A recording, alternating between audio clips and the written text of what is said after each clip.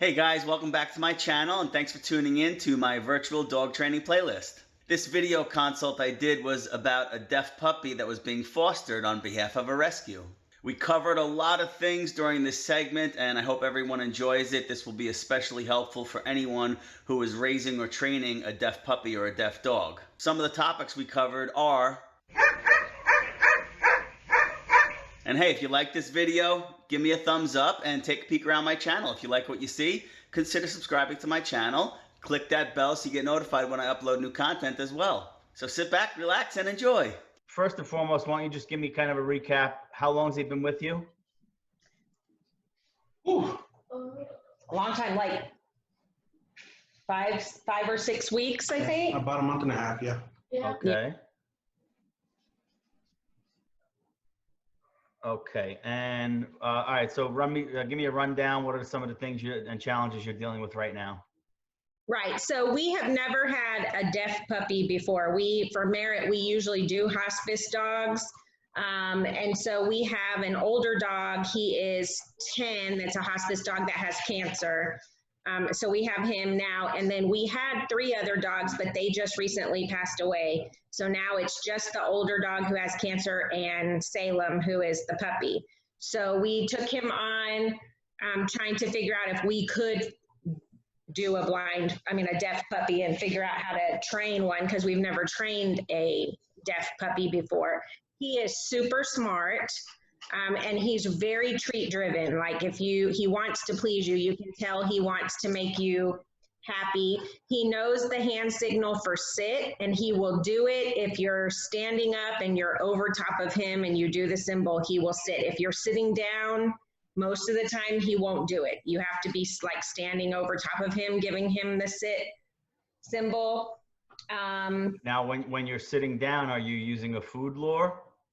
No, not usually. We haven't tried that one yet. Okay, so, all right. There's really no difference training a deaf puppy than a puppy that has full hearing. It's just a matter of how we give the cue for the behavior we want, right? Whereas a dog that has hearing, we can verbalize what we want. We have to use our body language and signals to communicate with deaf puppies. So sitting when you're standing up in an erect posture is what he knows as sit.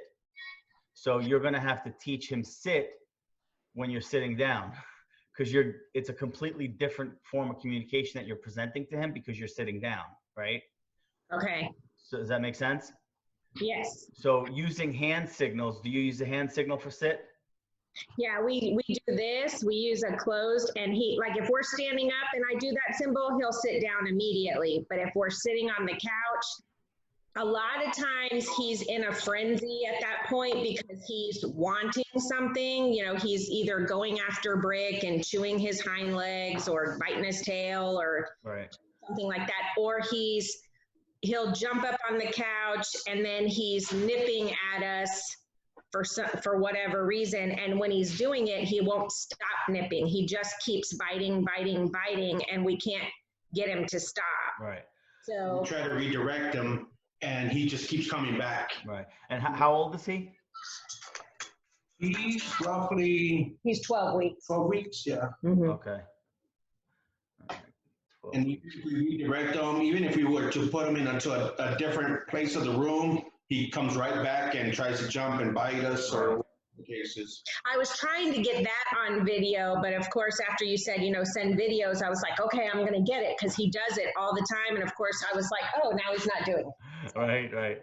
Okay, so first with the sit, you're going to have sessions because he's not generalizing the fist. So you need to be sitting down with food lures, using the fist and food lures, so he starts to generalize the fist as sit. Right, because the fist may not be his cue. You standing erect in front of him, staring at him, might be his what he's receiving as a sit command. Does that make sense? Yeah. Okay. So start doing food lures while you're sitting down, right? Because he's food motivated. Thank God. Deaf puppies that aren't food motivated, oy vey. Anyway, so that's going to help him generalize the fist. Okay. Okay. And that also you know, obviously, and anything that we do inside, we have to do outside as well as he progresses with his obedience and his reliability, because we always start with any kind of training inside with low distractions, and then we take them outside to continue the work. Excuse me. So the mouthing. Okay. Very challenging with puppies that are mouthing on humans. Dogs, it's a little different. Like those videos you were sending me and the old guy was growling at him. That's working. The puppy is receiving that communication. He's feeling it. And you can see the puppy disconnect at times. At least the videos I saw, right? But we can't get in his face and growl, right? Right. So having him leashed is is a way that we can communicate that he's doing something wrong. Okay. On top of the fact that he's 12 weeks old, which all 12-week-old puppies do this. It's just there's Right. things we can give him verbal cues. We could yelp. We could potentially even growl as some form of verbal disconnect, but we can't do that with him because we're too far away, right? But when a dog and a puppy are in close proximity and they're bumping and he's feeling those vibrations, and then he has the dog's body language to cue off of. Your old guy air snapped at him a couple of times. That was a good form of communication that the puppy received appropriately. So that relationship seems like it's working itself out right now. The biggest issue is he's 12 weeks old and he's in pain from teething. But you know, it seems like your old guy is pretty. I mean, he's pretty tolerant. Is that fair to say? He looked really tolerant. Very. Very. Question for you on the leash. Do we put, so when we take him on small walks, we put a harness on him. Do we put him on a harness or do we put him on the collar, the leash on the collar? For the purpose of the mouthing and the teething issues right now, you could just have him on the collar inside the house. I'm guessing he doesn't mouth as much on walks because he's too preoccupied, right? Yeah. Right. So that would be good then, because, you know, we are going to have to physically interact with him with the leash and the collar. So the harness it's all good and positive for walks, right? The leash and the collar inside is going to be to communicate with him when he's doing something like that wrong. Okay. Okay. And so what is a regular flat collar? Yes. Okay. So what you want to do, let me get my leash here. So let's say that this hand of mine is what's the name? Salem, right? And I hope, do you have good can you see me in real time? Can you see that leash snapping? Okay. Sometimes I never know what the other side is seeing because of delays in internet access. So the first thing we want to do is we don't want to give him a hard correction because A, he's a puppy. B, he doesn't know what the hell we're doing it for because he's never been taught, right? Right. So when he starts jumping and mouthing, and this is where I'm not a fan of having dogs dragging a leash around the house, but this is a unique situation. We have to, because we have to communicate with him, and we don't want to communicate with him physically in a negative way with our hands or anything, right? Because there's the whole puppy rearing and trust and development stuff that we still need to nurture. So that's why using the leash and the collar is completely different than anything else we use. Right? Okay. It's not on the walk. It's just for in the house hanging out. So at first, if he's jumping and doing his thing, we're just going to pull him off, right? Firmly. We don't want to jerk him though. We just want to pull him off of us, give him a sit command. Okay. And then we want to reward him for the sit. Okay. We don't want to present food when he's in the middle of acting out.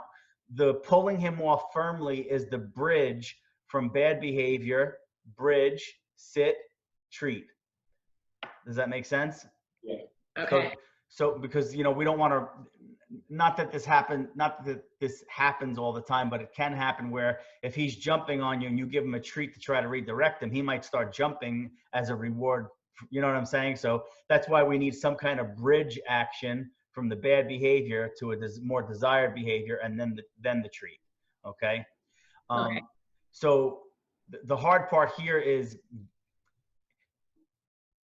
conventionally, when we're talking about deaf dogs, we always want to give some kind of hand signal. We're not going to be able to do that because we have our leash and then we have to have a sit. You know, we're going to need our hands.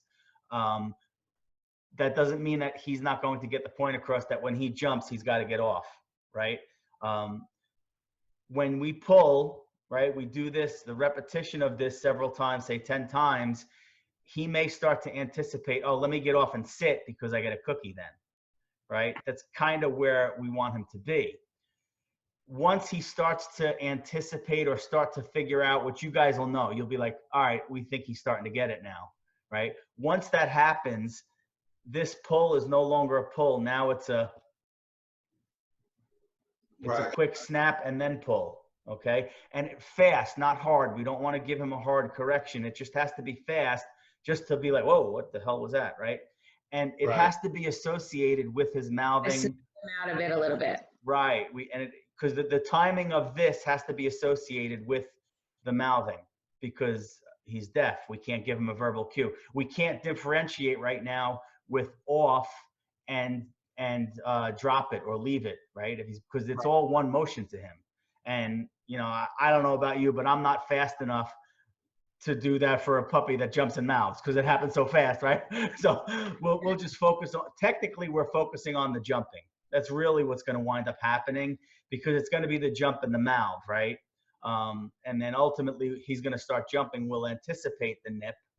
So he'll start associating jumping with the leash, and then we'll have to redirect him onto the sit. So first it's pull, right? Firm, but gentle. Okay. As he gets used to that, then it's right. And now I'm going to get a little Zen on you. Okay. Or spiritual, if you will. When you give him this command, you need to look at him like you mean business. Right. Okay. Trust me when I tell you, he's going to receive that energy exchange. He's going to know, right?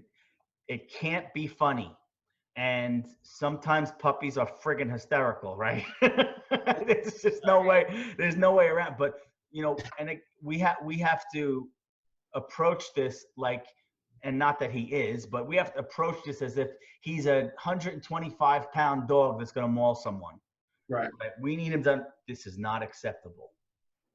Right. And you can verbalize, you can speak it. If that helps you summon that energy, you can speak it. It's okay to speak it. Right. Because sometimes that helps us get it out. Right. So what if you don't hear us? You know, I mean, you know, maybe he's married and you don't listen, but no.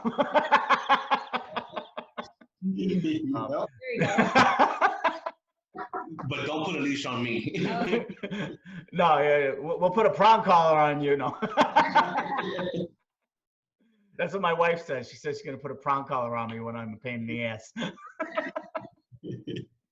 So, all right. So again, and this is a slow progression. And then I threw 10 times out there as an arbitrary figure. It could be 5. It could be 20, right? The main thing is we want to stick with this slow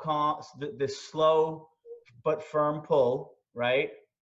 As many times as it takes for you to pick up on him starting to understand it. Then we transition to this, okay? Because it does 2 things. It gets him physically off of us, right, which we don't want.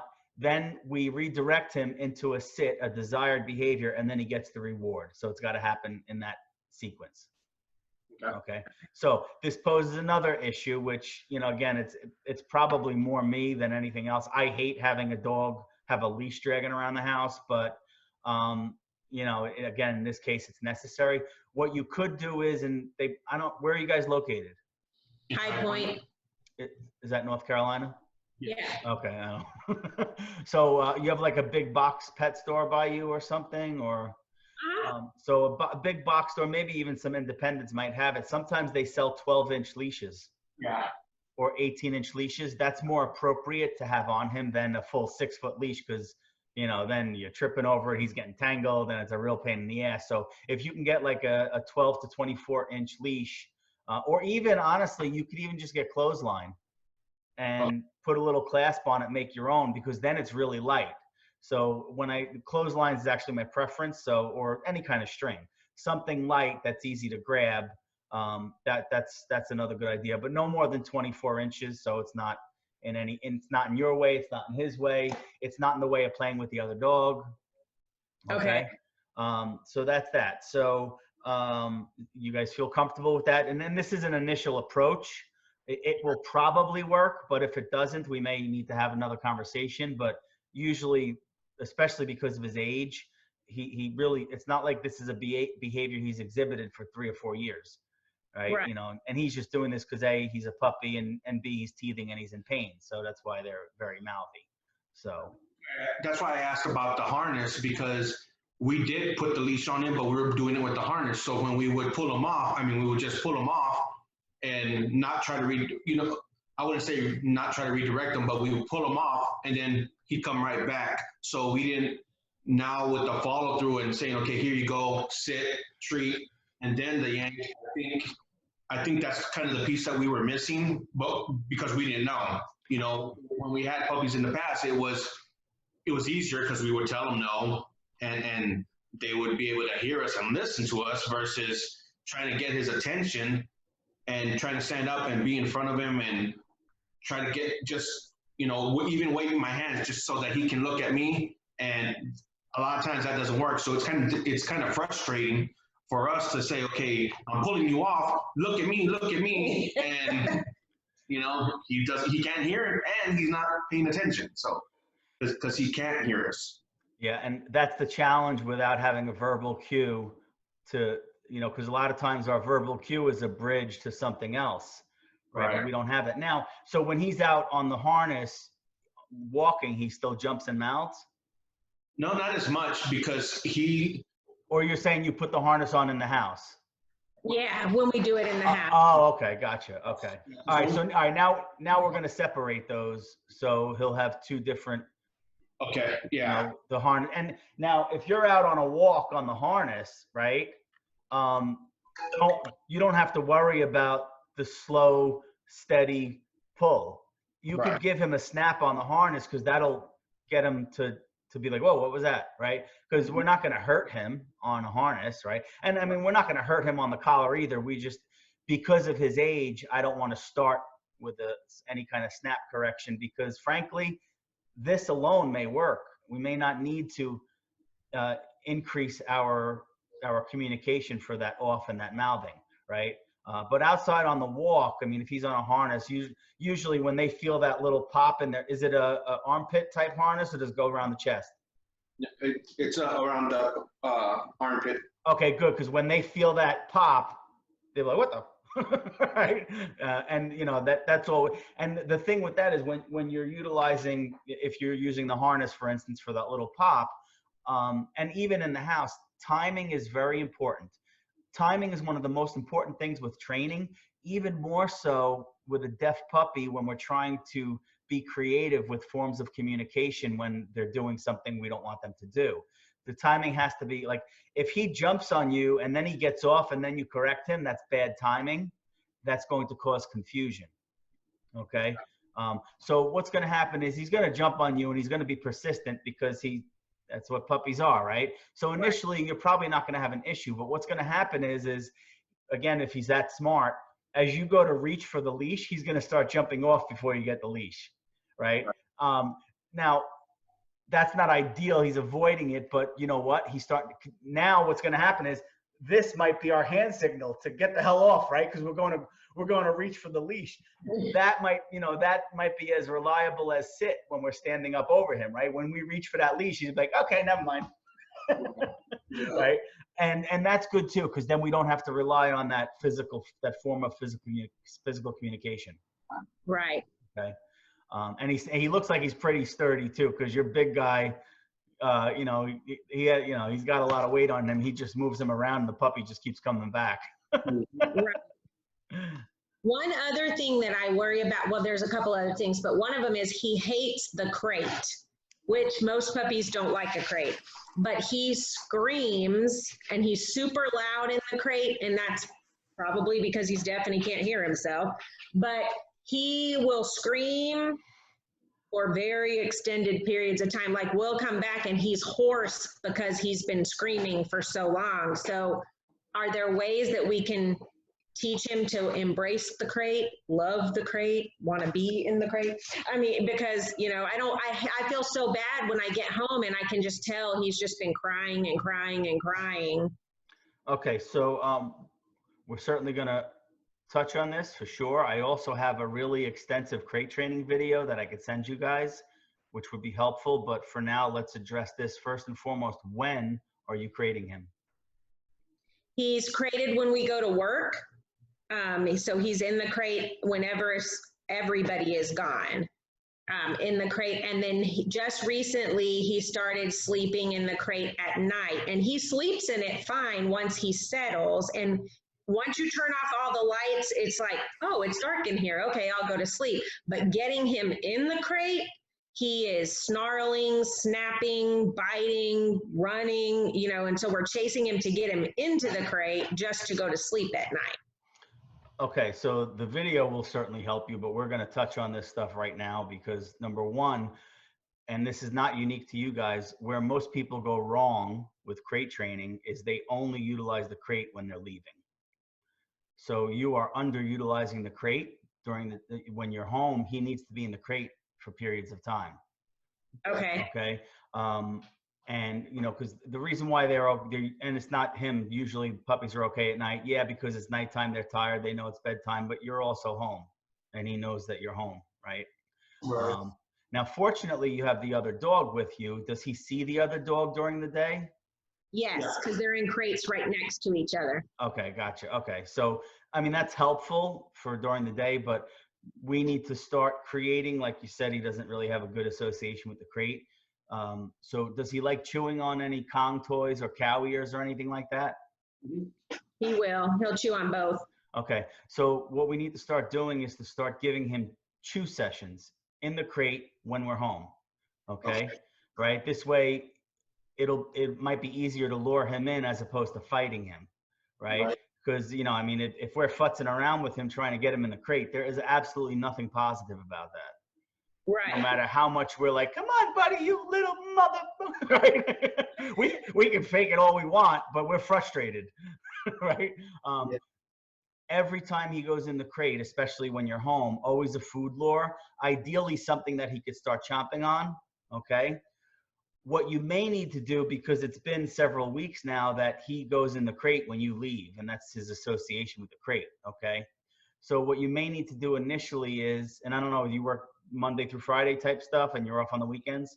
Yes. Okay, so we have Saturday and Sunday to do this, which is good. It's not going to fix it over the weekend, but we could certainly make a lot of headway. So, and even after we hang up, if you have something he could chew on, even if it's only something that will last 30 seconds or a minute, right? Ideally, something higher value. So if it's not something that will last a long time, then maybe like a piece of jerky or a hot dog or cheese or some kind of higher value food treat that he normally doesn't get, right? Okay. This way we could start luring him in, okay? So when we hang up, you're gonna lure him in there, you're gonna toss the treat in and walk away. Don't close the door. Okay. Okay? You're gonna do that however many times you want. Maybe let's say you have a couple of pieces of jerky and you want to break them up into, we'll use 10, again, another arbitrary figure. But 10, I like 10 repetitions because that's a good way to start a habit, because that's really what we're trying to do. So, toss it in there. He goes, as soon as you toss it in, ideally he follows the treat in. Do you think he'll follow it in if you toss it? Sometimes he does and sometimes he doesn't. It just kind of depends, because we have treats that he really likes, and I have done that to try to get him to go in there, but then I'm slamming the door shut and locking it because I'm trying to get out the door. So that'd be the difference. What do you have in the house right now tonight, or that you can go grab quickly, that is something really high value that he's never had? Chicken, hot dogs, cold cuts? I have both of those. Okay, perfect. So something he's never had, give him a whiff. Come on, buddy. And you want to give him you can't really, it's not like you could give him a word to lure him in there. But again, always talk. Don't worry about what you're saying, even though he can't hear it. It's again, just assume he's communicating with you, right? Give him a little whiff in front of his nose, even if you have to kind of guide him in. Toss the treat in and walk away. Don't sit there in front of the cage. Just toss it in and walk away. And ideally, somebody else is looking on, so the person that tossed the treat in can just walk away, so he'll feel more comfortable going in after it. So do that 10 times. Then lure him in again, toss it in there and stay there, but don't look at him and just wait. Just stand in front of the crate, even if you have to fold your arms and stare at the ceiling, and let him go in and get it and come back out. That'll be your homework tonight for crating, right? To get him used to that repetition of, oh, they didn't close the door. Oh, they're still here, right? That's what we need to try to reprogram in as far as his association with the crate, okay? Now, tomorrow, you're going to have a recreational chew, and you're going to do the same thing with the hot dog or the chicken or whatever. Toss it in there, right? See if he'll sit. Don't touch the door. Give him the recreational chew, and then close the door and sit down in front of the crate or stand there and don't go anywhere and just be in his presence while he's in the crate. And again, hopefully he chews on the recreational chew treat. Again, this way, now he's had several repetitions of high value food. You didn't leave. The door was open. Now we're closing the door, but you didn't leave. And wow, I got this cow ear, or wow, I got this stuffed Kong. Right? And mom and dad are still here. Okay. So that'll be something you could do throughout the day tomorrow. Now, again, it's a recreational chew, so it's not like you can give him 10 or 20 cow ears tomorrow. You know, he won't crap for a month. So yeah, so that you might have to, you know, let's just say if it's a stuffed Kong, maybe minimize his food ration for breakfast and give him more of it in his Kong. And then does he eat 2 or 3 times a day? 2. Okay, and then for dinner, give him a smaller ration of food and the remainder of his ration in the Kong that he has to kind of toss around a little bit. So okay. you could certainly do that. Incidentally, does he eat in the crate? Yes. Beautiful. Or both meals? But he's a grazer, so we'll put the food, he'll go in, and I shut the door, but I don't lock it. And he immediately comes out like, okay, wait, what are you doing? And then when I am not paying attention, quote unquote, he'll go back in and eat. But when you first put him in to eat, he runs in and then he runs right back out to see what you're doing. And then when you're not paying attention, he'll go back in and start eating. Okay, so couple of things you can, what does he eat? Dry food? Yes. You could try to spice up the food a little bit, whether it's a little teaspoon of canned pumpkin or a little bit of chicken broth, something to increase the, you know, and entice him to eat it quickly. And again, I'm not a fan of this, but I'm going to suggest it because we have a deaf puppy, and deaf puppies, they're so much more prone to separation anxiety than other puppies. At least that's been my experience. And on top of the fact that we tend to have to utilize crate management for deaf puppies more often than others because we don't have that verbal communication. And when they get the zoomies and they get, you know, they're full of piss and vinegar, sometimes we need the crate just to give ourselves a break. Right. Which is fine to do that. We just never want to do it in a frustrated state of mind. Crate's always got to be positive. So give him, you know, whether it's a little thing of pumpkin or some chicken broth or beef broth, not too much, just, you know, enough to maybe, so you can wet all the morsels. Okay. Put it in there, close the door, and just sit down in front of the crate. Okay, that's the part that I'm not a fan of, but sometimes we have to do that, especially with crate training and the fact that we're trying to reprogram him that the crate doesn't necessarily mean separation from you. In fact, it's quite the opposite that we're trying to accomplish. Okay. And now, again, you only have 2 days before you go back to work, so he's still going to bark and wail, but ideally over the course of a week of doing this stuff every day, we should see less intensity in his anxiety, and the longevity of his barking should decrease too. So incidentally, when you do ultimately close the door, if he starts barking, we can't let him out of the crate when he's vocal. Right. Gotta be quiet, you know, you're going to be home for this because you got to be home for what we're doing, which means if you got, I don't know if you guys shoot guns or not, but if you got to put your headgear on or earplugs, do it. Right.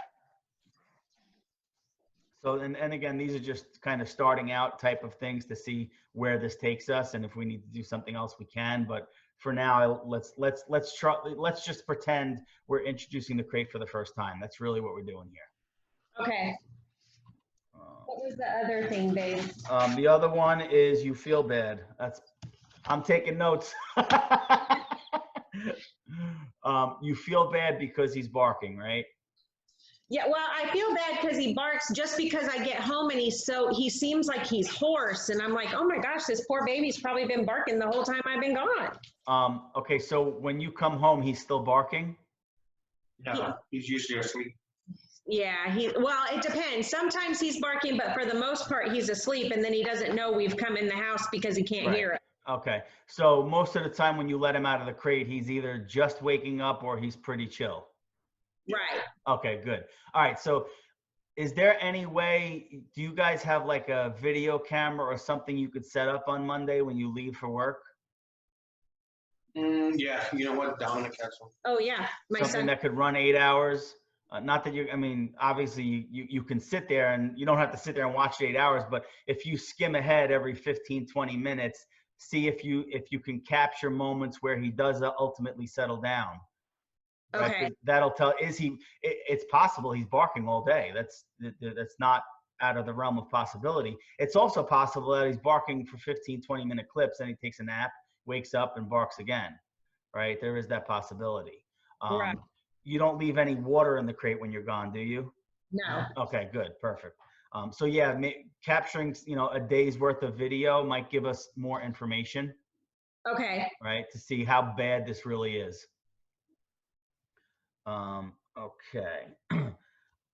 Yeah, so anyway, getting back to feeling bad, by the time you get to the crate, you don't feel bad because he's calm and he's relaxed. You just feel bad because of, he's anxious and he's barking. Right. Okay, as long as you're not conveying that to him when you interact with him, that's all.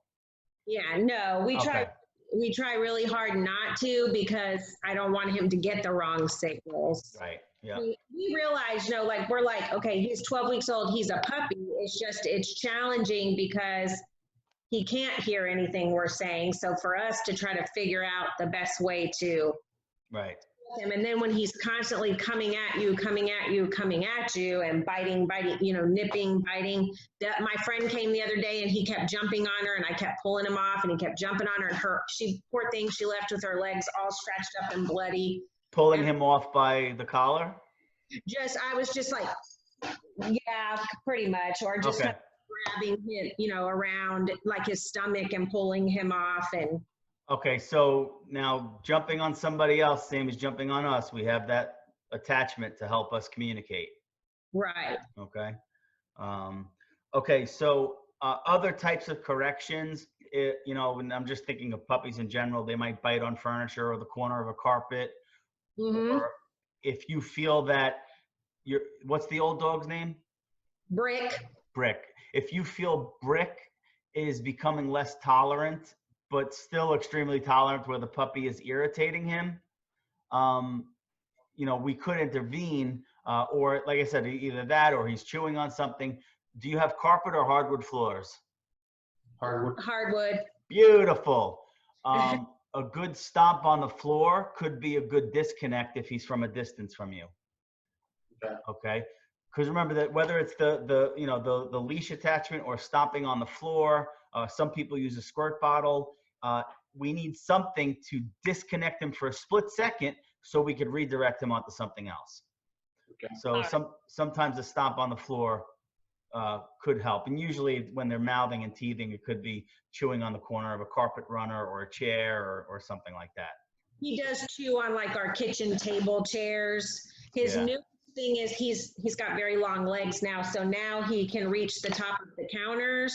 So when we're cooking dinner or we're serving food, he's putting his paws up on the top of the counters trying to get up to get to the food. So again, we're pulling him off and saying no, or using the little no, because he stayed with somebody while we were gone for a few days. And they said they started using this as a no symbol and that he responded to it. So we started doing it. No, sometimes it works, sometimes it doesn't.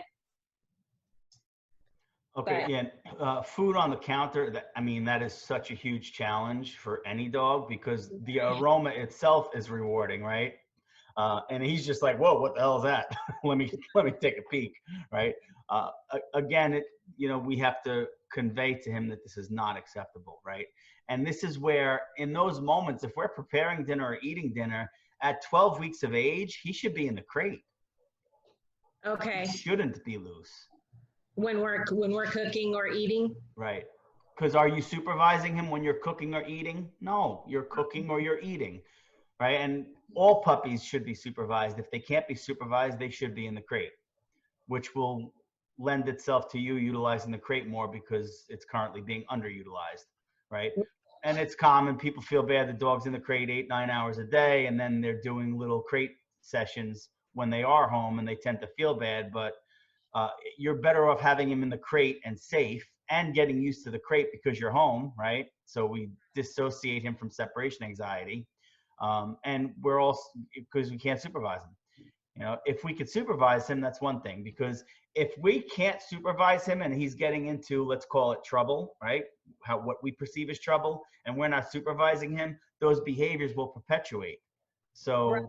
We have to make sure and supervision in my definition. So let's say that I'm looking at you right now and you are Salem, right? Right now I'm supervising you.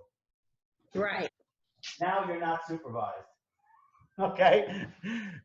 Right. Being in the same room is not necessarily supervision. Supervision by definition means you are looking at him, you're watching him, you're supervising him so you can teach him right from wrong, what's acceptable, what's not acceptable, and you can capture good behaviors when they happen and correct his behaviors, his misbehaviors. Okay. Yeah. Right now Art just stuck him on the leash, but it's a long leash, but he's jumping on him. I don't know if you can see him. No, we can't. Oh, he's like jumping on him while now he just laid down. Okay. So another thing you could do if he's jumping, if you have a long leash on him, do I have a dog up here? No, I don't. I don't have a dog up here, but so let's say my hand is the dog, right? This is the dog. I'm holding the leash. We could step on the leash. Okay. Okay. We step on the leash. We don't have to say anything. We don't have to do anything. Just step on the leash. He's going to self-correct. Okay. And it's not going to have a negative association with you because the correction is coming from the ground. Okay. And, and again, that's when he's in his puppy zoomy piss and vinegar moods, right? Right. So, but that's another way that you could utilize the leash and not have to give him any kind of physical correction. Just step on it. That's how conditioning, occurs. I mean, how do people learn that fire is hot, right? They touch it and they get burned, right? When he's on that leash, if he's jumping enough times, he's going to stop jumping. Okay. What else can you think of, Ben? So the biting. Angela had mentioned to me about Salem and Brick and their interactions to make sure that that's going smoothly. Now, the videos I saw nothing wrong with those interactions. Okay. It seemed to me that although he's deaf, the communication and the play, because Brick was initiating and reciprocating the whole time. Right. He wasn't disconnecting. He wasn't getting frustrated. He actually engaged. A couple of times it seemed the puppy got him. And that's when Brick air snapped. I'll watch them again. But that seems that relationship is working out okay right now. If you see moments where maybe you're not sure if an interaction went well, any video you could send me is helpful, which, is tough because usually by the time we get our phone out, they stop. They never friggin' cooperate. Right. Yeah, because he can get, I guess what I worry about is I don't want Brick to get to the point he snaps on him because he's so much smaller. His whole head, Salem's whole head can fit in Brick's mouth. And it has when they've been, messing before. But Brick doesn't, he's usually very tolerant, but when he's had enough, and then he'll turn. And sometimes Salem doesn't read that. And so then they get into it, and I'm like, oh my gosh, here we go. I just don't want a situation where I'm having to pull dogs apart because they're. Yeah, and that's where sometimes we have to set thresholds. And again, with a deaf puppy, those thresholds can't be set verbally. We have Right. to set them in other means. That's why stomping on the floor is a good way to catch attention, right? But we also don't want to overuse that disconnect of stomping or something, where he starts to get desensitized to it. He's not going to listen to it. It's got to be used when we need it, right? Right. But it seemed to me, and again, I don't know Brick, so I'm just kind of generalizing, but a couple of times I don't know if it was a muzzle punch or something like that. Brick kind of nudged him with his face, and Salem kind of flopped over. Right. And soon after that, Salem shook. Shaking is a calming signal. That means, oh, okay, I get it. I'll disconnect. Bless you. Bless you. But again, you're gonna have to gather that information to see how that unfolds. Okay. And if we have to do something else, whether it's a squirt bottle or something, and Angela had mentioned other forms that we might be able to use in the future, but we'll start with these for now. Okay. Yeah, Brick is really chill. Like he's tolerant of, people, and the dog. I mean, the dog just can pretty much do whatever he wants, and he'll cry like, like it's hurting him, but he doesn't get ugly with them or anything too often. Right. Okay. That's good. Right, baby? We just don't want it as, I guess the concern is as Salem gets older, if we don't get the behaviors under control, then we're worried about what will happen then. Yeah, and a lot of what you're dealing with as far as his behavior goes is not because he's deaf, it's because he's 12 weeks old. Right. Now, the anxiety and some of the frustration that he might experience because he can't hear, obviously that's associated directly with deafness. But the teething, the mouthing, the nipping, the jumping, like all that stuff is like, that's puppy stuff, right? Right. But if, think about how many things we're going to be changing in his life right now. That's going to stimulate his mind. It's going to have residual and positive effects on his behavior because we're getting him to think a lot more. Okay. Is there anything else you can think of, babe? That's a good start right here.